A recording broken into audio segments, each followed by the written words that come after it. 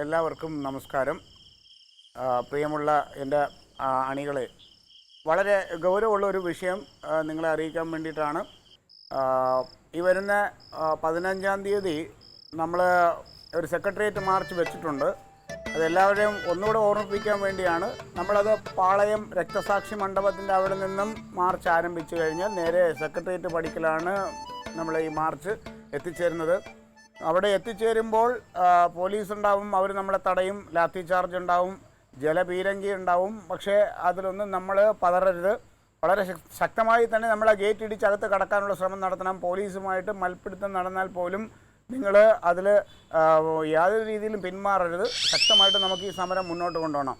പിന്നെ ഒരു കാര്യം ഗൗരവമായിട്ട് എല്ലാവരും അറിഞ്ഞിരിക്കുക, ഈ മാർച്ചിൽ പങ്കെടുക്കാത്തവർക്കെതിരെ ശക്തമായ നടപടി പാർട്ടി കൈക്കൊള്ളുന്നതാണ്. അപ്പോൾ എല്ലാവരും ഇതൊരു അറിയിപ്പായിട്ട് എടുത്ത് കൃത്യമായിട്ട് രാവിലെ 9 മണിക്ക് രക്തസാക്ഷി മണ്ഡപത്തിൻ്റെ അവിടെ എത്തിച്ചേരുക. രക്തസാക്ഷി മണ്ഡപത്തിൻ്റെ അടുത്ത് നിങ്ങൾക്ക് എന്താ കാര്യം? ഈ പാളയത്ത് രക്തസാക്ഷി മണ്ഡപത്തിൻ്റെ അവിടെ നിന്ന് മാർച്ച് തുടങ്ങണത് വേറെ പാർട്ടിക്കാരുടെ അല്ലേ? വേറെ പാർട്ടിക്കാരെ, ഞങ്ങളുടെ പാർട്ടിയുടെ. നിങ്ങൾക്ക് എവിടെ രക്തസാക്ഷി? എൻ്റെ കർത്താവേ, നിന്നോട് ഞാൻ ഇതൊക്കെ എടി, ഞങ്ങളുടെ അത് രക്തസാക്ഷി മണ്ഡപം അങ്ങനെ ഒരു സംഭവം ഉണ്ട്. അത് വല്ല അറിയാൻ പോയി എവിടെ? എനിക്ക് കുറച്ച് മെസ്സേജ് കൂടെ അയക്കാനുണ്ട്. കുറെ പേര് കൂടെ അയച്ചാലേ. എന്റെ ക്ലീറ്റോ, ആ പാർട്ടിക്കാർ വീട്ടിൽ എവിടെയെങ്കിലും കിടന്ന് ഉറങ്ങട്ടെ ക്ലീറ്റോ. നിങ്ങളെ കൊണ്ട് ഭയങ്കര ശല്യമായിട്ടുണ്ടാവും. ഞാനിത് അവരെ വിളിച്ചല്ല പറയണത്, ഇത് മെസ്സേജാണ്.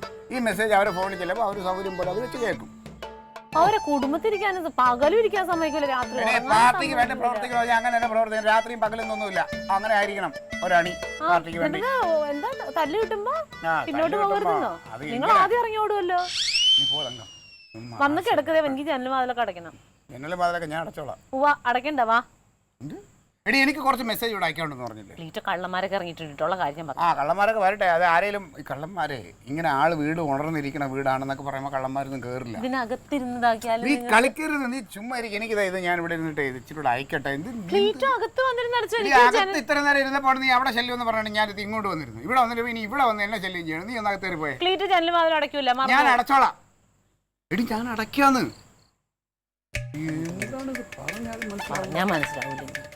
അത് തന്നെ എനിക്ക് പറയാം. ഞാൻ അടച്ചോളാം. ഈ ജനലും ആ വാതിലും ഞാനങ്ങ് അടച്ചോളാം. ചെല്ല്, പോയി കിടന്ന് ഉറങ്ങും. നിങ്ങൾക്ക് ഉറക്കമില്ലേ മനുഷ്യ? എടി, ഒരു പൊതുപ്രവർത്തകൻ എന്ന് പറഞ്ഞാൽ ഉറക്കവും ഊണും ഒന്നും പാടില്ല. ഏത് നിമിഷവും ജനങ്ങൾക്ക് വേണ്ടി പ്രവർത്തിക്കും. ഉറക്കമില്ല, ഊണൊന്നിന് 2 എണ്ണം വീതമുണ്ട്. കിടക്കാൻ നോക്ക്. ചെല്ല്. ഒരു പിന്തിരിപ്പി.